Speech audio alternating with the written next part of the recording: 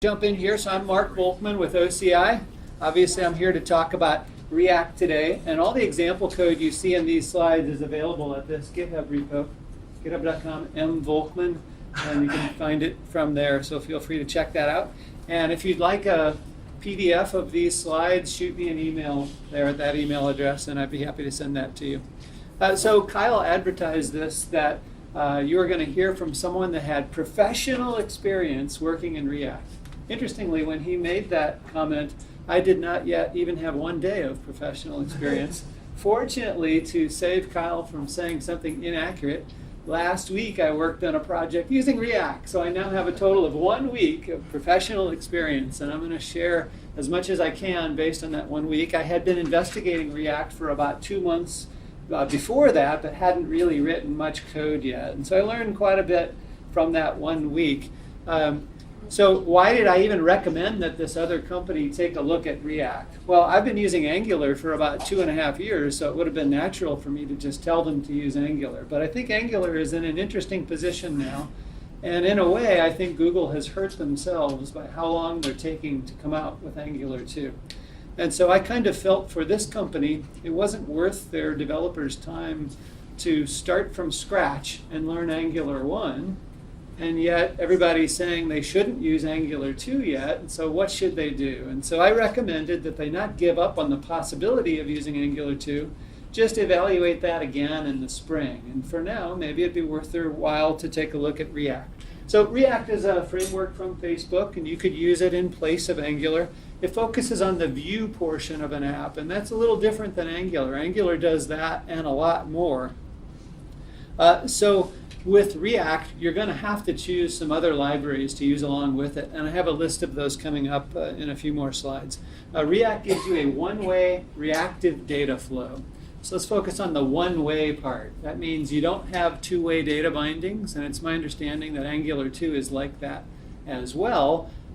So it's not that your changes to values in your JavaScript code update the UI, and what the user enters in an input updates a model. That's the two-way part. Here, what happens is that you make changes to what React calls the state, and then the UI re-renders that state. So we'll get into the details of that in just a bit. And then the reactive part of this, I believe, just means that the UI updates itself in response to changes to your state. And one of the things this does, a benefit of Angular 2 and React, is that it makes it easier to reason about what is happening with your components. So if you're wondering, why did my component render this thing? In Angular 1, you might have to look at a lot of code to get the answer to that question. And it's a bit easier in React than Angular 2. You can use React in conjunction with existing frameworks, and the reason that this is easy to do is that React will target a particular element on the page. So you could go into an existing app, add a div with a certain ID and no content in it, and then you could tell some React code, render this component into that div. And all the rest of your UI could remain the same. You could be using jQuery or Angular and just fit this in. React can define components, and those components are composable. It's common in a React app where you're going to do the whole thing in React to have one component that represents the entire app, and that's split up into some smaller components that maybe sometimes are visible and sometimes not, but it's really just a tree of components. React can render directly in the browser, or it can run on the server side and generate HTML there and then send that down to the browser. I haven't done that yet myself. That's why I have the how question there. I need to investigate that part a bit more, but I'm mainly interested in rendering directly on the browser at this point. Interestingly, you can render to other places.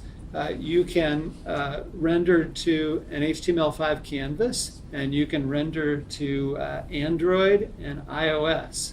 And those are native apps. It's not using a web view, it's using real components from Android and iOS. Now, you don't write one set of code that targets all of those. It's just that you use the same approach for all of them. So once you learn how React works, supposedly it's really easy for you to be able to write an Android or an iOS app. So I've read posts from people that say, yeah, that's really true, but I haven't done that yet myself. So if you want to work with Android and iOS, you need to use this extra thing called React Native. And all the common browsers are supported. Now, the main thing that makes React really fast is its use of the virtual DOM. And what that is it's modeling of the DOM just in memory that's not the browser's DOM. So when React is going to re-render the page, it's really updating its own version of the DOM, and then it takes that and compares to the actual DOM. And the reason that this is good is that rendering to the virtual DOM is fast. Diffing that against the actual DOM, also very fast, because it can just generate a hash for each element in both of them, the virtual and the actual DOM. And then it can compare. Are these hash codes the same? They are? Oh, that means nothing inside it, embedded deeply in, could have changed. But if they're not, then it does its evaluation further down the tree, and it finds the minimal set of changes that need to be made to the actual DOM to make it match the virtual one. So there's a quote here from Pete Hunt, who's on the Facebook team, and he really thinks that this is a great approach. And so I won't read this. You can check that out later if you get a copy of the slides. As I mentioned, React focuses on the view layer, so you're going to have to add in some other libraries. For a simple app, maybe you don't, but as it gets more complicated, you'll need some of these other pieces. So there's React Bootstrap if you want to use Bootstrap styling and widgets in your app. There's Fetch and Axios are two libraries for making AJAX calls. So in Angular, you're used to having things like $HTTP. You get nothing like that in React. You need to use one of these other libraries. For routing, there's React Router, kind of equivalent to Angular's UI router.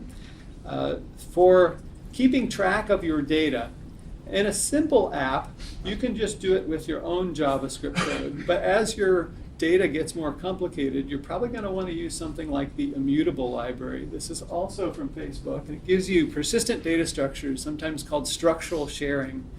And really the idea here is that your state in a React app has to be modified in a controlled way. So you never take your state, which might be some deeply nested object, and start modifying properties inside it. What you do instead is you make a copy of that and make your changes in the copy, and then you tell React, here's my new state. Now that sounds crazy. It sounds crazy in the way that you could explain Angular's digest cycle to your grandparents who have never touched a computer, and they would say, Mark, I can't believe you're telling me this. You're a computer scientist and you think that could possibly work? And you say, yeah, the digest cycle works great. I've tried it on large apps. I don't see any problem with it. But logically, it doesn't make sense that the digest cycle could actually work. Similarly with React, this idea of virtual DOM and diffing, it kind of doesn't make sense how that could possibly be efficient, and yet it is. And this plays into that you have to manage your state in this way that it's you're making copies of it. But with this immutable library, you don't really have to make a copy of this big tree of data. Instead, you tell it that you want a new version of it, but the new version is sharing memory with the old one. And a common example is that I might have an array of 1,000 objects and I want to add one to it. Well, how expensive is that? If I have to make a copy of it, it's very expensive. But if I could use a library like Immutable, I get to create a new version of the array that shares all the memory with the old one and just tack something on to the end. So a library like this, I think, is really important for larger React apps. And then finally, there's Redux. And probably all of you have heard the term flux. It's a pattern that's often used in React applications, and a pattern that I think over time people have decided is more complicated than it needs to be. And so the reaction to that is to create variants of the flux pattern, and the most popular of those right now is this one called Redux. So here we go with crazy ideas again that seem like they couldn't possibly work. In Redux, you have all the data for your entire application stored in one object, one huge tree of all of the data. And so again, if you're using something like Redux, you need a library like Immutable to go along with it to efficiently make new versions of your state. So what happens in Redux is that the user maybe clicks on a button, and that means you're going to perform some action. And so you describe that action as a JavaScript object. Every action has a type property, and there might be some other data that goes along with that action. And you send that over to Redux, and you will have had to register with Redux a thing called a reducer function. The reducer function is past the action, describing what the user just did, and the current state as one big object.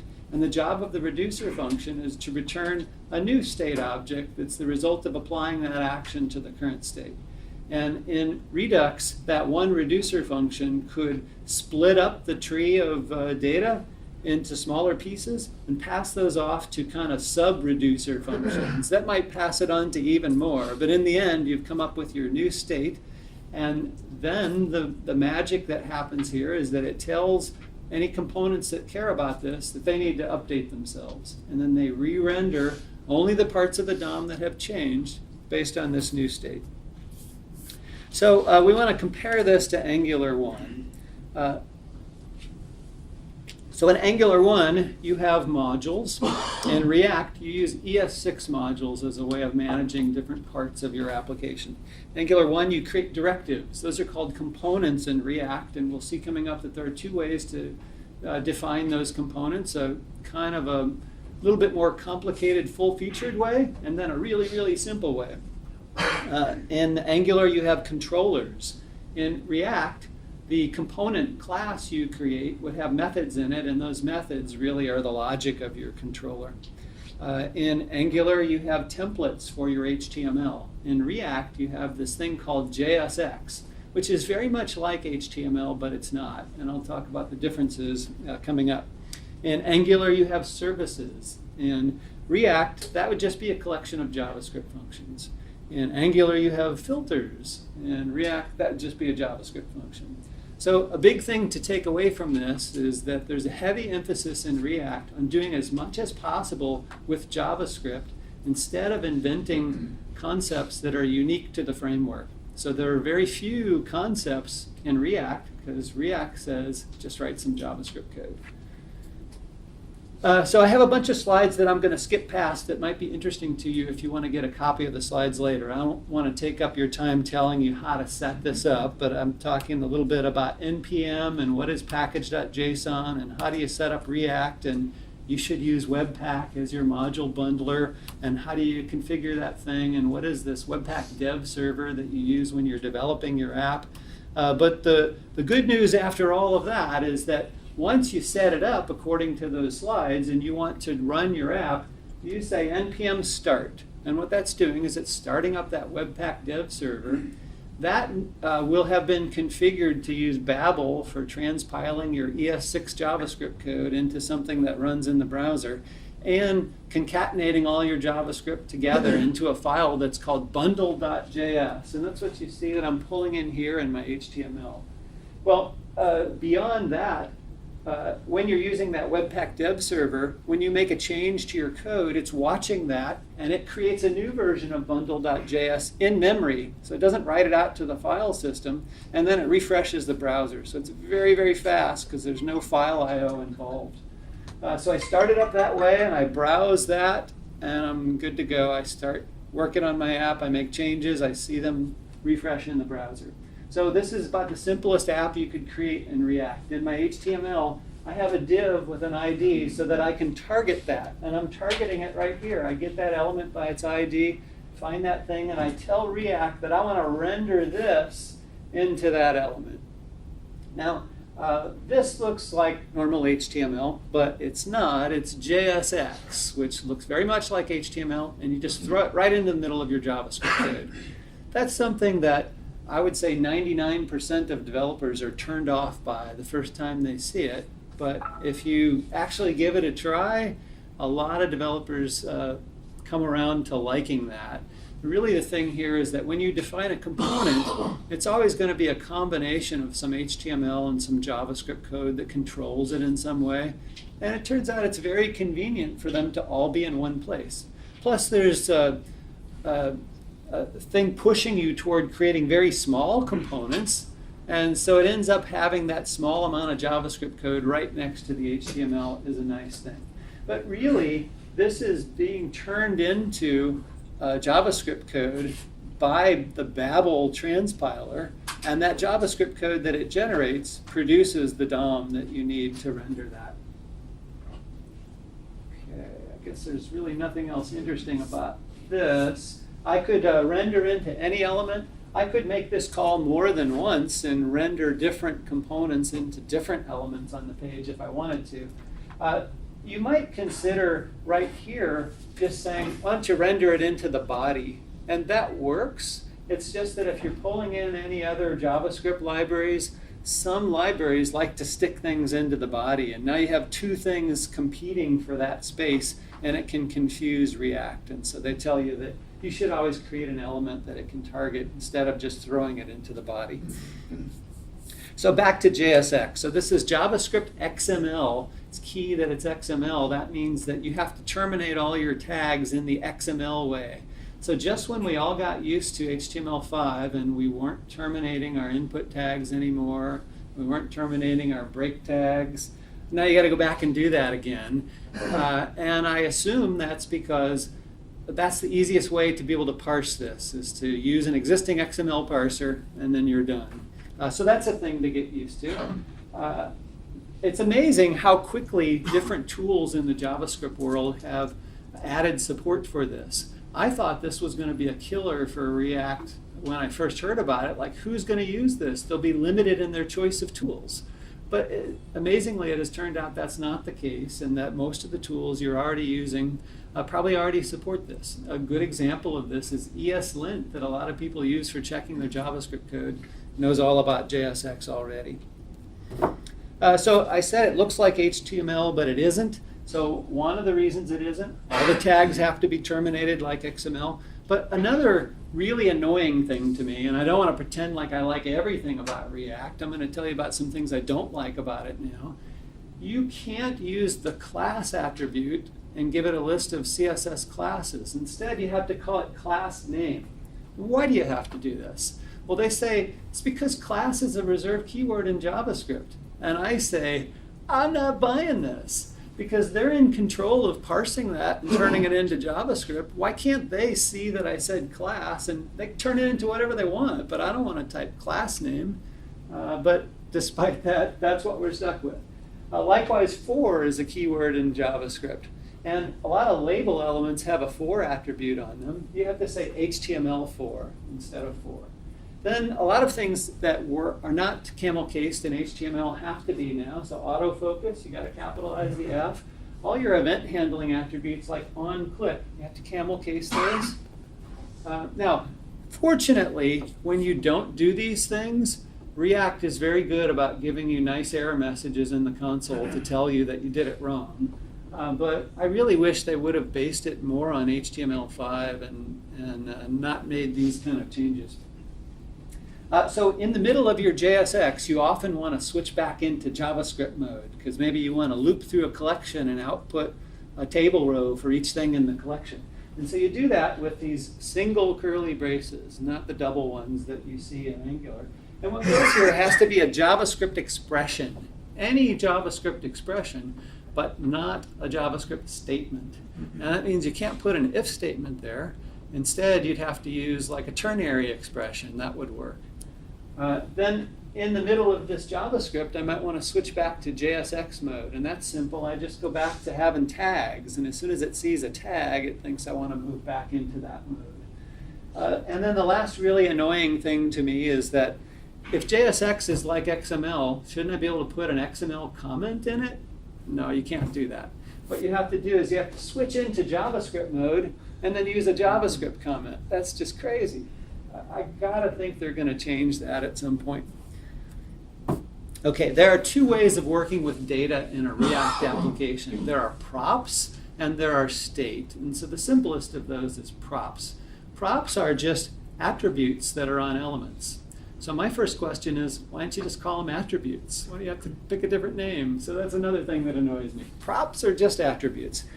So this is a way that you can pass data into a component, and that data is read-only. And for the simplest kinds of components, they get all of their data through these props. And often you want to pass the the value of a JavaScript expression in. And so in that case, instead of surrounding the value of an attribute with quotes like you're used to in HTML, you surround it with curly braces to say this is an expression that needs to be evaluated. And you're going to see an example of that on the very next slide. Okay, so now we want to create some custom components, and these are really the equivalent of an Angular directive. There are two kinds of components, smart and dumb. And amazingly, you want most of your components to be the dumb kind. The smart ones, they can have state associated with them, and they can have these lifecycle methods that I'll talk about toward the end of my talk today. The dumb components, they get all their data through props, and they just render something. So what you want is to have one or just a few smart components kind of at the top of the hierarchy, and those compose other dumb components.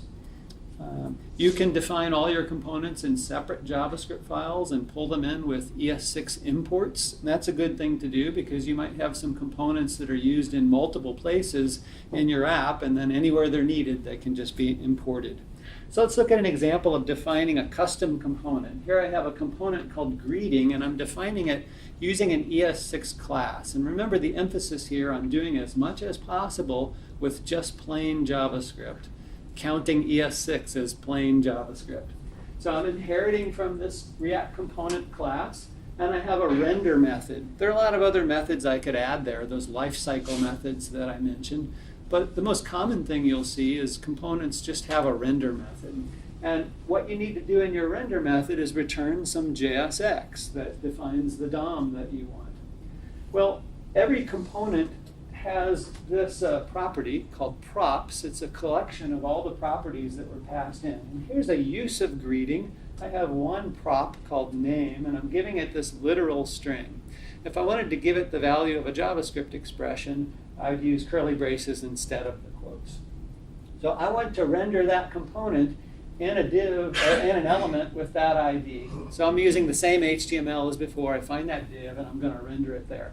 And what does it mean to render this? Well, it means to use this. I've got this h1 tag, and I'm going to my props, and I'm finding the name property that I passed in and putting that inside the h1. So this is the way to write a smart component. This is the way to write the dumb component that's doing the exact same thing. You just have to create a function that will be past the props, and it needs to return JSX. So I've got a fair amount of boilerplate here that I can get rid of if I do it this way. And this form is called the stateless functional component form. So what is passed to this function is the props object. But I'm using destructuring from ES6 to say I just want the name part out of this props object. And then I'm going to return that. Very compact. And this, I think, is what draws a lot of people to React, because they look at this and compare that to what it's like to create a directive in Angular, and they're drawn to it for that reason.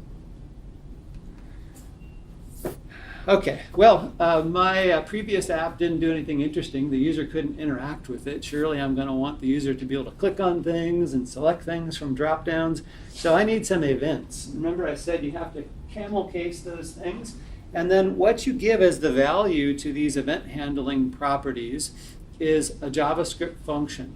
Not a call to a JavaScript function, but a reference to an actual function. That turns out to cause a bit of a problem. What happens is it forces you to use bind a lot in your React code. A lot of people that haven't done much JavaScript maybe have never even seen the bind function. This is a method on functions that creates a new function.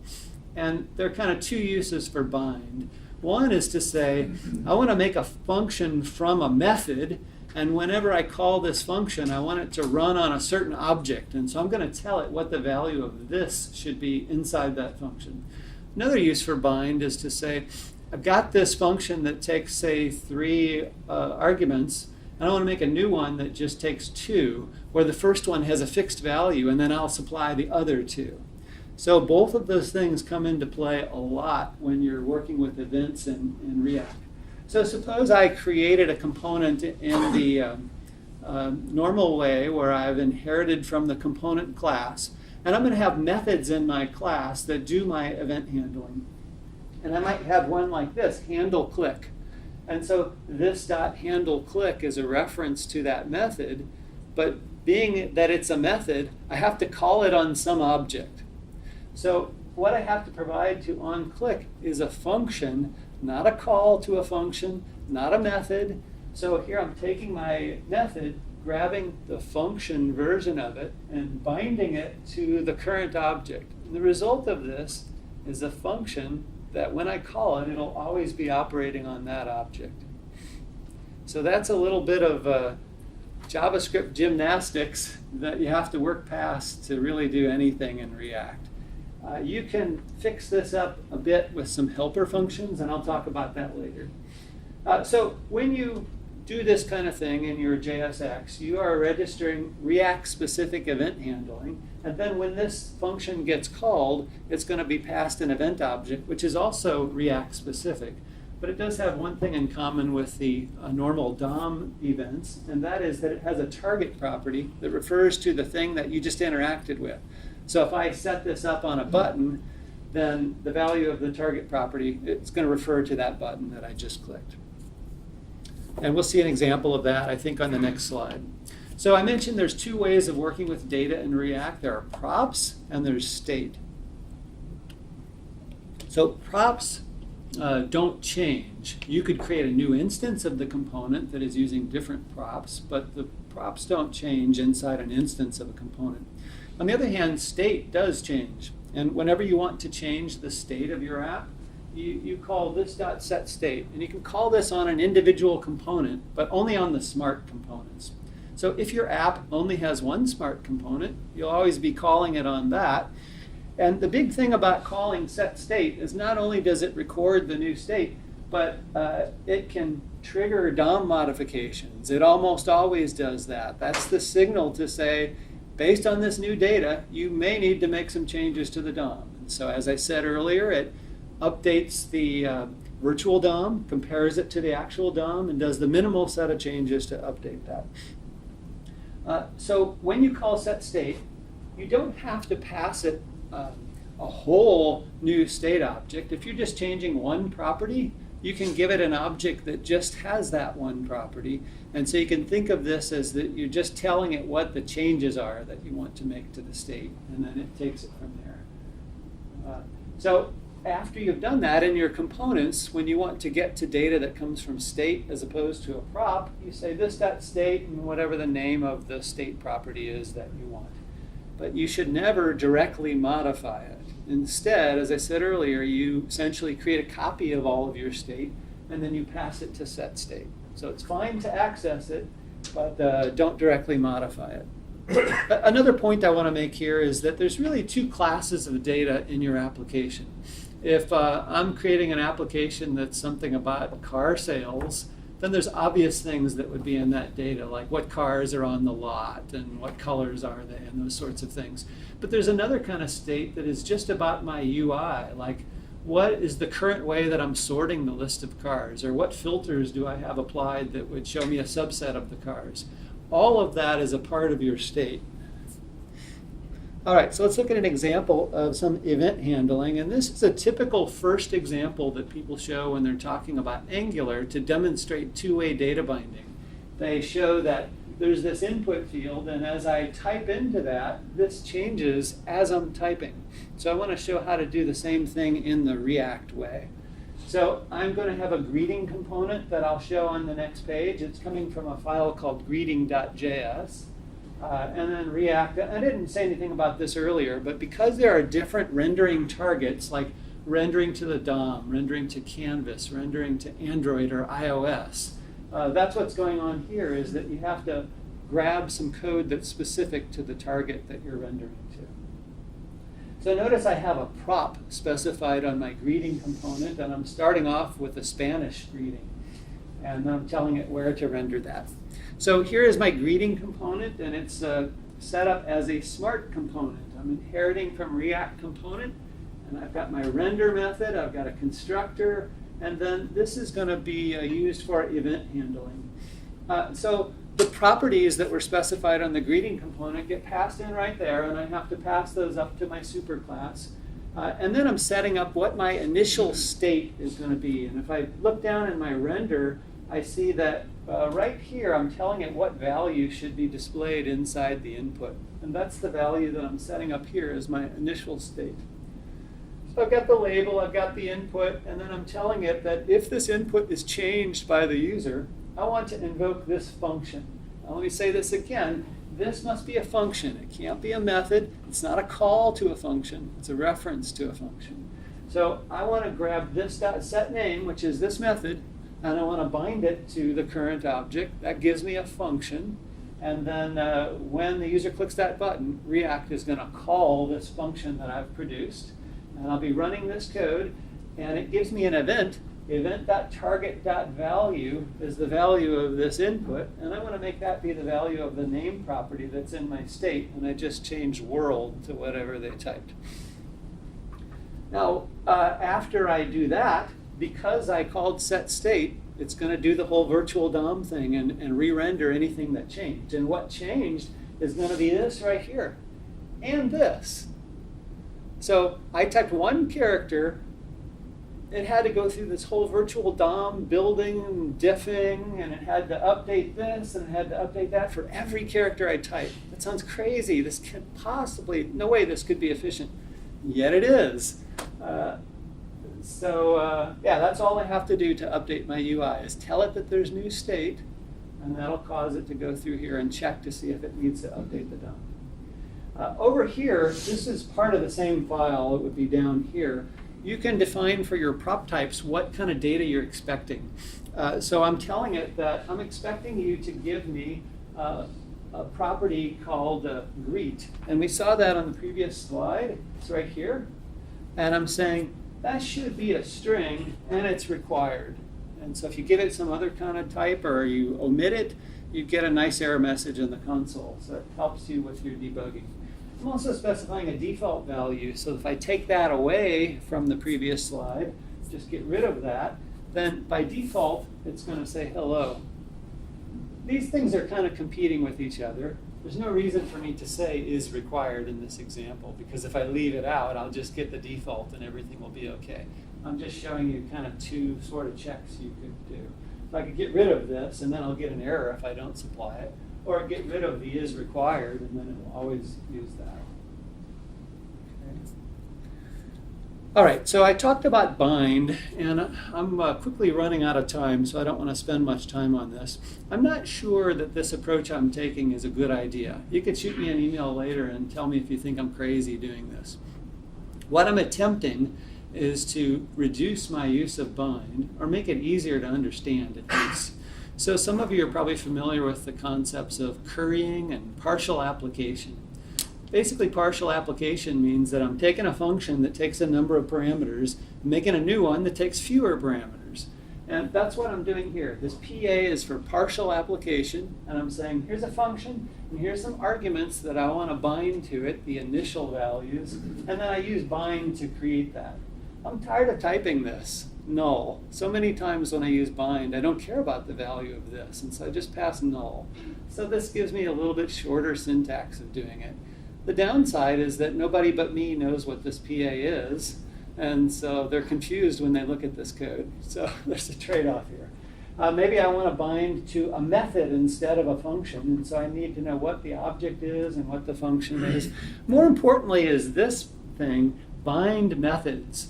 This turns out to be really useful in a React app. And what I want to do here is say, any methods in my class that match a certain regular expression, I want to create a new version of that method that is a function that is bound to a certain object. And that's what this does for me. I'm checking to make sure you really gave me a regular expression, and then I'm getting the names of every property on the prototype of that object. And I'm looping through them, and I'm checking to see, was that thing a function? And if it was, did its name match this regular expression? If it did, I'm going to tack a new thing onto this object. It has the same name as the one I found, but with fn on the end. It's a function now instead of a method, and it's just bound to that object. So this lets me have a bunch of event handling methods in my class, call this one thing bind methods, and it produces a bunch of new things that are easier to work with for me. But again, it's hiding the use of bind. Maybe this is not a good idea. I have one more example I want to get through that pulls together a lot of this. So this is my to-do application. And I want to demonstrate a couple of features of this. If I can get back to my browser. Okay, so here is the to-do application. Okay, and I can click here and I'll add another to-do item. Oh, let me refresh this. It's supposed to start off like this. And I put in foo, and I put in bar. I could delete something out of my to-do list. I could select something to say that it's finished. Notice how it got the bar, the line through it. And if I archive the ones that are completed, they disappear. That's all the functionality that I want to have here. And you might have noticed these numbers updating to tell me how many of my to-do items I still need to complete.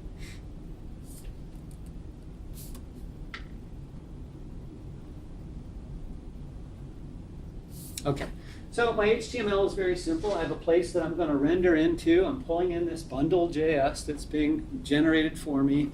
That's the ES5 version of all my ES6 code stitched together into one file. We already saw this UI. Nothing really interesting about the CSS other than perhaps this styling that draws the line through the to-do items. And then I start it up just like before, just saying npm start. I browse that, and I'm ready to go. And by the way, if I want to do this in production, I would just run the webpack command, which would generate the actual bundle.js file, and then I could deploy this. Okay, so I'm using my little bind library that I just talked through. And in this one component, the to-do component, I'm making use of this partial application function. This to-do component is just one of these lines right here. And then I'll have the to-do list component that is the whole thing.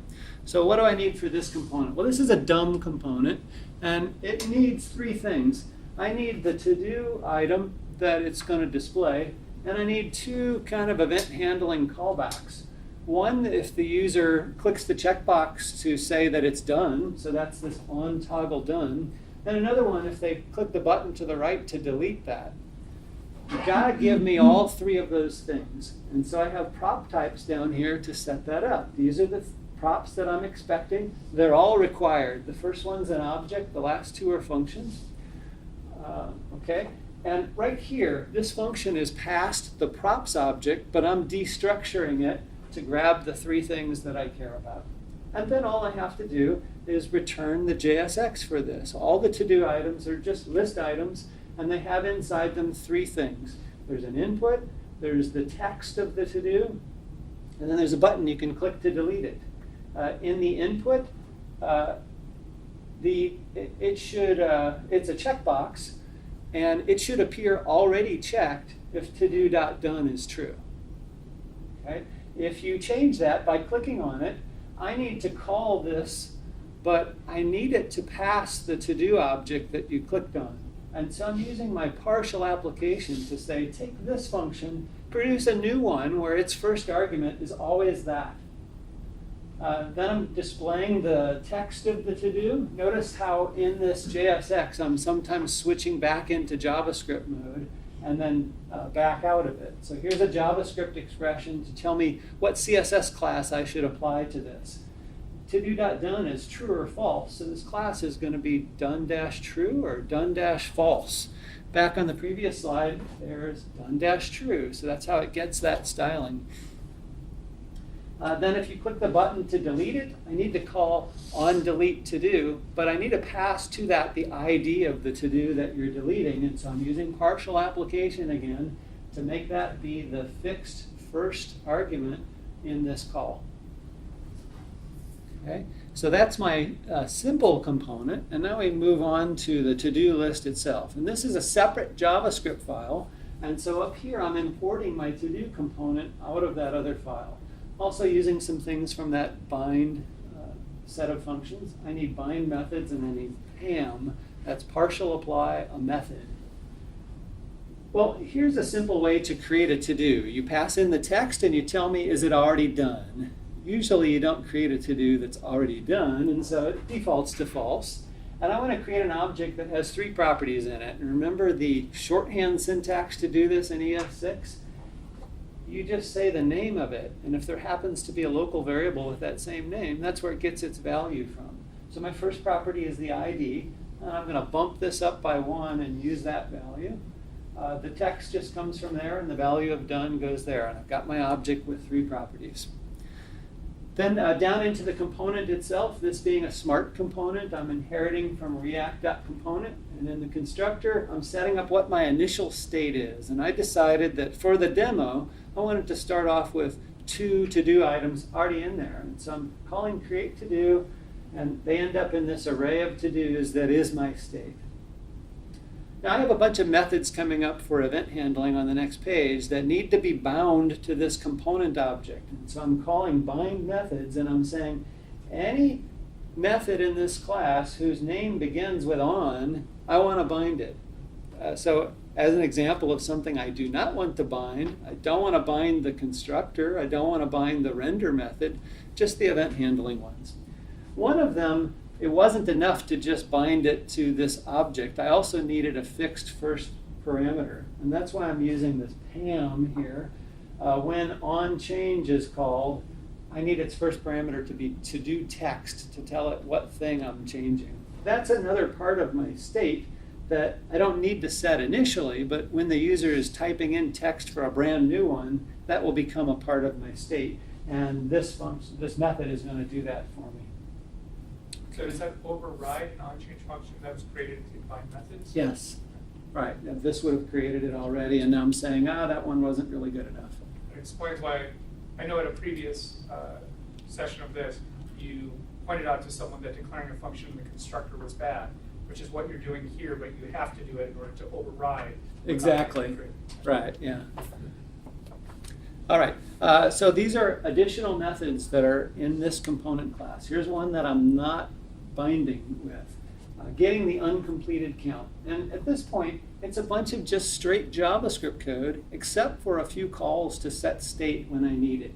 So finding out how many of my to-do items I haven't completed yet, I'm just iterating through them and using the JavaScript reduce method on the array class to figure that out. If I want to add a brand new to-do, then on my state, I'm going to have this to-do text. And we'll see that when we get to the render method, that it's putting that value there. So it's already there. I just grab that and create that to-do.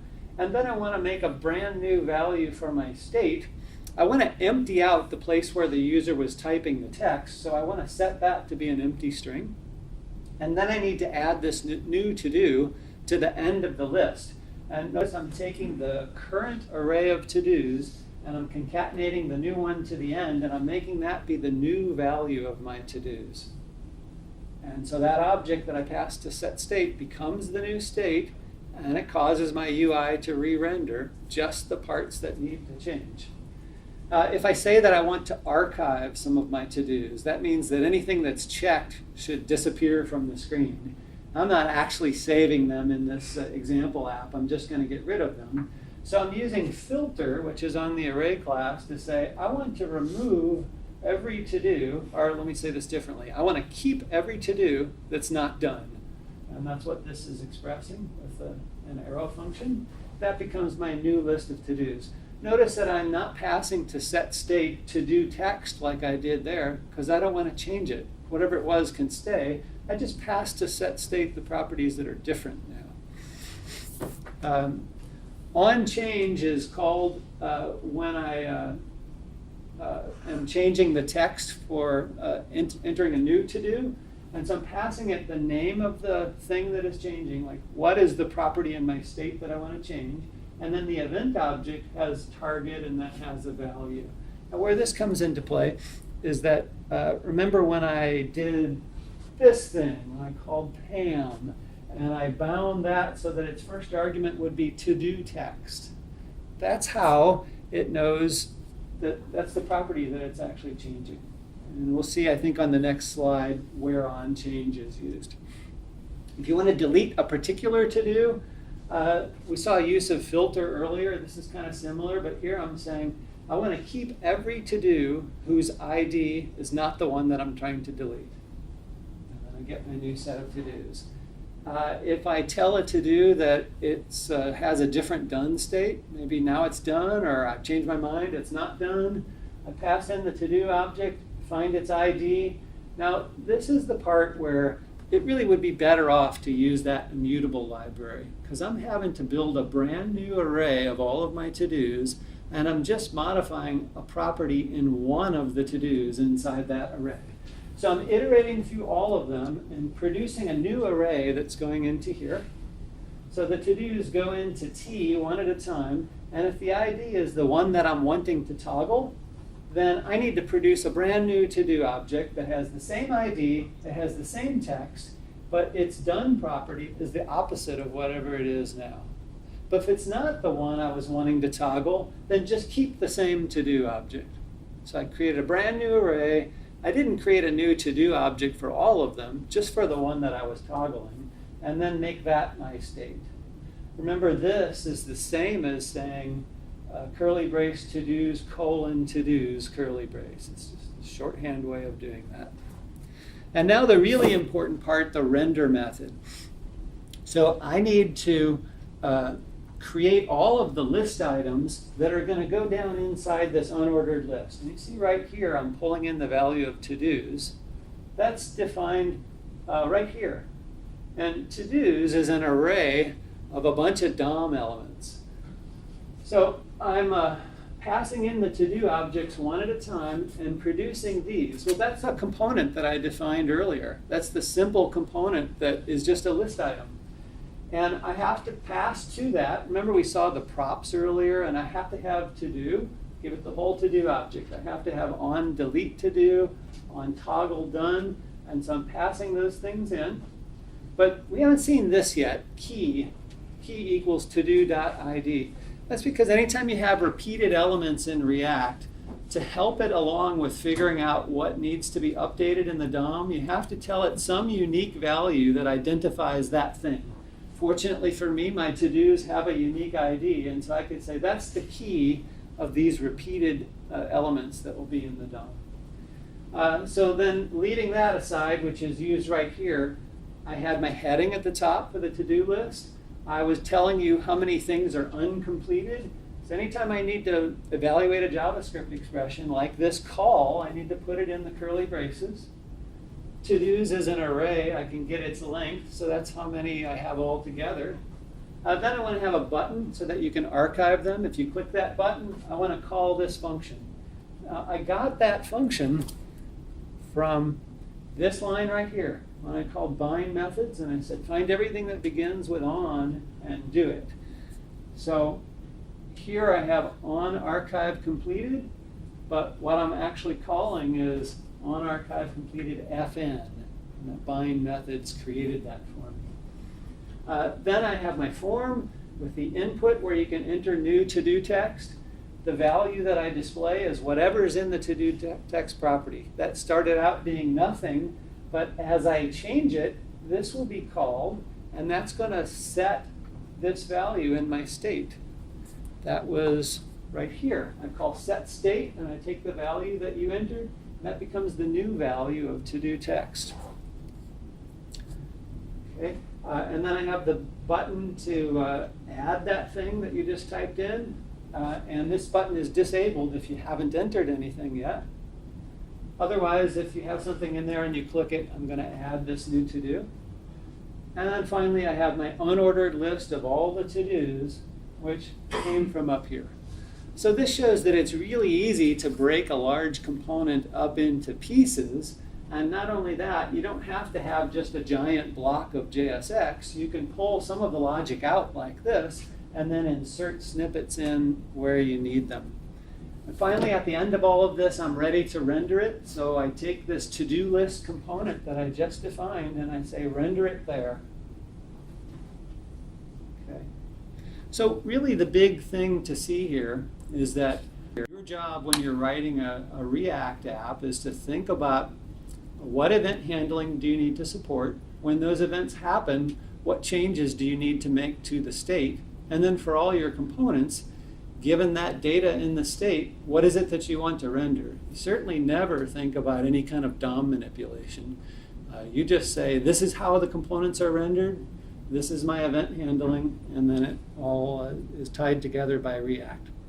I need to wrap up here. I haven't really talked about the life cycle much, and to be honest, I think that I don't have a good grasp on all of this yet. But I want to point out that these are the methods that you can define in your smart components, and two of them I think kind of stand out. This should component update, that gets called before all this DOM diffing takes place.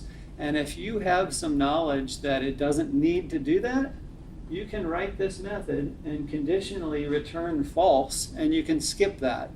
And so I understand that in large applications, sometimes this is a performance optimization that you might want to do.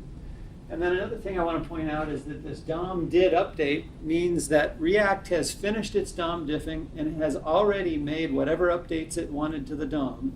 And so if you want to do something extra, maybe some additional jQuery magic, that's a place to put that kind of logic, because React is done with the DOM and now you can have at it and do some additional things. This slide says the order in which all the lifecycle methods get called. You might want to look into that later. And then I want to close by summarizing what I see as the biggest issues with React and the biggest benefits. So biggest issues.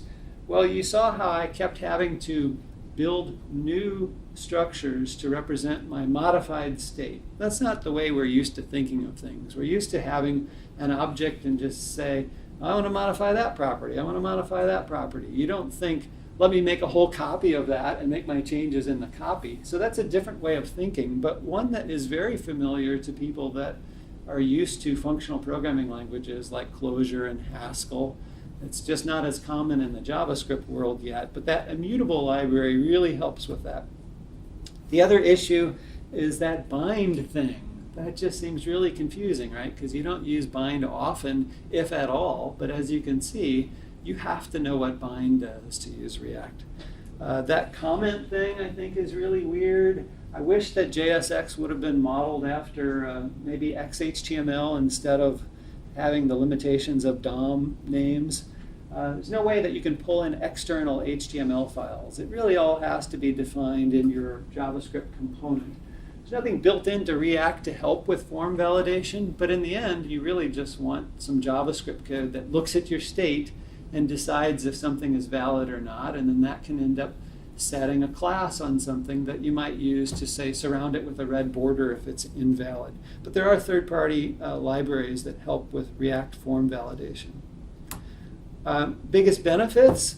It's very easy to create React components, especially the dumb kind, like my to-do component that I defined. So that I think is a big advantage. It's very fast due to the DOM diffing and the virtual DOM. The one-way data flow, I think, makes it easier to understand what's happening in your code. In an Angular app, Angular 1, sometimes you're asking yourself questions like, what caused this thing to update? What triggered this digest cycle? Do I need to manually trigger a digest cycle? Well, I tried it and it told me there's already one running. All of that goes away, and probably also goes away in Angular 2. And I like that once you get used to this approach, if you need to write a native app, Android or iOS, you could use the same approach. You're just rendering to a different target. I have some notes here about optimizations you'd want to do if you want to release a React DOM in a production environment. And that's because by default, it's helping you with some nice error messages in the console and taking time to check for things that if you set these flags a different way, your app will be way faster because it won't perform those checks. And that's all I've got. So as I said, if you'd like a copy of these slides, shoot me an email and I'd be happy to send them to you. It's just mark@ociweb.com, and send me any questions you have. Thanks. Did anyone have any questions now? Have you seen people using Typescript with this? I have not seen that. Yeah, there's no real reason why you couldn't. Yeah, but I haven't seen that yet. Have you explored testing with it at all? I have not yet, but I'm going to forget the name of it now. There's a particular testing library that's pretty popular with React. Okay. But yeah, I haven't done it yet. But as you can imagine, it should be pretty straightforward because you're just saying in your test, this is the state, render this. What does that create? And you can tell it to produce a string of HTML and just compare that to what you would expect. Yeah. All right, thanks.